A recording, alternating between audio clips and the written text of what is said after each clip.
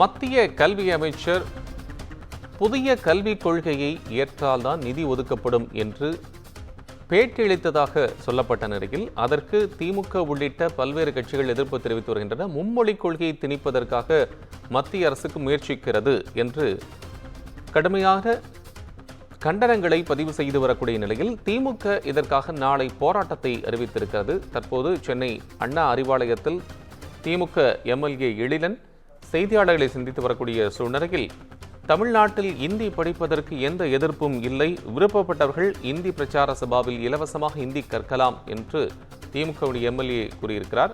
இந்தியை திணிப்பதைத்தான் ஒருபோதும் ஏற்க முடியாது என்றும் அவர் திட்டவட்டமாக கூறியிருக்கிறார்.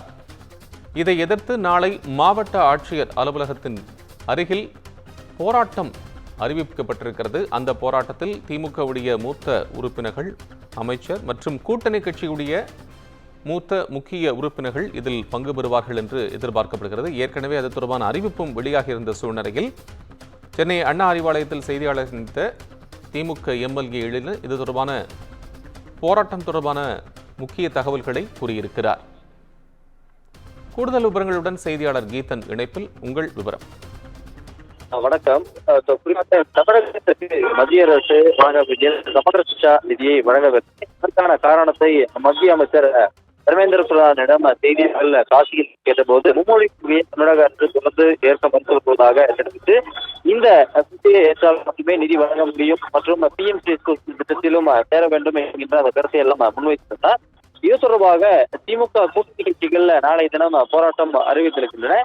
இந்த நிலையில் தற்பொழுது இந்த மும்மொழி கொள்கையை திணிக்குவதாக மத்திய அரசுக்கு எதிராக குற்றம் சாட்டி நாளை தினம் திமுக சார்பிலும் போராட்டம் அறிவிக்கப்பட்டிருக்கின்றது. அந்த வகையில் நாளை மாலை மாவட்ட ஆட்சியர் அலுவலகம் அருகே பொதுச் செயலாளர் துரைமுருகன் தலைமையில் திமுக சார்பிலும் கண்டன ஆர்ப்பாட்டம் நடைபெற இருக்கின்றது.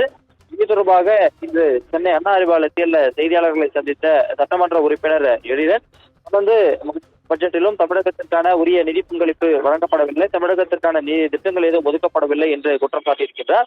அதே போல தற்பொழுது மத்திய அரசு பள்ளிக்கல்வித்துறைக்கு வழங்க வேண்டிய நிதியை நிறுத்தி அதன் மூலமாக மும்மொழி கொள்கையை கொண்டு வரக்கூடிய அந்த ஒரு சதி திட்டத்தை மத்திய அரசு கையில் எடுத்து இந்தியை திணிக்கக்கூடிய முயற்சியில் ஈடுபட்டிருப்பதாக தற்பொழுது குற்றம் சாட்டியிருக்கின்றார். எனவே இதனை எதிர்த்து நாளை அந்த ஆர்ப்பாட்டம் நடைபெறும் என்றும் தொடர்ந்து திமுக இந்த மும்மொழி கொள்கை மற்றும் மத்திய அரசு வழங்க வேண்டிய நிதியை கேட்டு பெறுவதில் உறுதியாக போராடும் என்ற கருத்தையும் அவர் முன்வைத்திருக்கின்றார்.